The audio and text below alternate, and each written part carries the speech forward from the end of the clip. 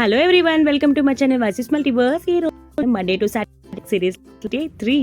ఈ రోజు అయితే కలర్ఫుల్గా చాలా రుచిగా హెల్తీగా ఉండే బీట్రూట్ సోయా రైస్ రెసిపీ చేసేద్దామండి. లంచ్కి అయితే పర్ఫెక్ట్గా ఉంటుంది, చాలా లైట్గా కూడా ఉంటుంది. టమ్మీ అయితే పిల్లలందరికీ అయితే చాలా అంటే చాలా నచ్చుతుంది. ఒకసారి ఎలా చేయాలో మీతో షేర్ చేసుకుంటాను, మీరు చూసి ట్రై చేసేయండి. దీనికోసం నేను 1/2 కప్పు సోయా చంక్స్ని తీసుకున్నానండి. అందులో ఒక హాట్ వాటర్ని వేసుకొని ఒక 30 సెకండ్స్ నేను చూపించే విధంగా కలుపుకొని వాటర్ని మనం పిండుకొని పక్కన పెట్టుకుంటే సరిపోతుంది. నేను ప్రెషర్ కుక్కర్లో చేస్తున్నాను. అందులో ఒక 3 టేబుల్ స్పూన్ ఆయిల్ వేసుకొని 1 టేబుల్ స్పూన్ జీలకర్ర, 1 టేబుల్ స్పూన్ సోంపు జీలకర్ర మంచి అరోమాని తీసుకొస్తుంది. అది మంచిగా వేగిన తర్వాత 1 టేబుల్ స్పూన్ అల్లాన్ని కూడా వేసుకున్నాను. అల్లం పచ్చివాసన పోయేంత వరకు ఫ్రై చేసుకున్నాను. ఆ తర్వాత అందులో కొంచెం కరివేపాకును కూడా వేసి ఒకసారి కలుపుకున్నాను. అది మొత్తం అంతా మంచిగా వేగిన తర్వాత ఒక పచ్చిమిర్చిని యాడ్ చేసుకున్నానండి. మొత్తం అంతా కలుపుకున్నాక ఒక చిన్న ఉల్లిపాయని కూడా నేను కట్ చేసి వేసుకున్నాను. ఉల్లిపాయలు త్వరగా వేయాలంటే 1 టేబుల్ స్పూన్ సాల్ట్ని కూడా యాడ్ చేసేయండి. మొత్తం అంతా మంచిగా కలుపుకున్న తర్వాత అది లైట్ గోల్డెన్ బ్రౌన్ వచ్చినంత వరకు ఫ్రై చేయాలి. అది ఫ్రై అయ్యాక నేను చేసుకున్న రూట్ని వేసుకున్నాను.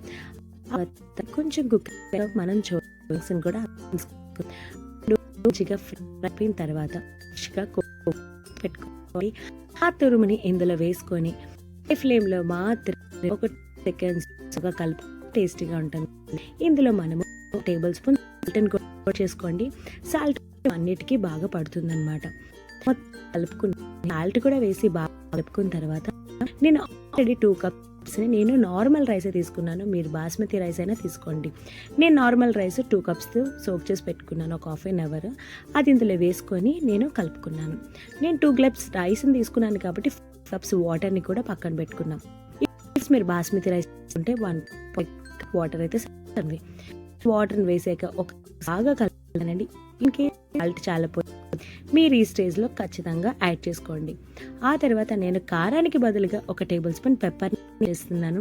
పెప్పర్ని వేసి కొంచెం కొత్తిమీర యాడ్ చేసుకుంటూ ఒక్కసారి కలుపుకొని 3 విజిల్స్ వచ్చేంత వరకు నేను కుక్కర్ని పెట్టుకున్నాను. 3 విజిల్స్ తర్వాత చాలా పర్ఫెక్ట్గా మనకి బీట్రూట్ సోయా రైస్ అనేది రెడీ అయిపోయింది. చాలా బాగుంటుంది. ఒక్కసారి మీరు ట్రై చేసేసి మీరు ఎలా నాతో కామెంట్ చేయండి. నా ఛానల్ నచ్చినట్టయితే like and share and subscribe చేయండి. Thank you so much.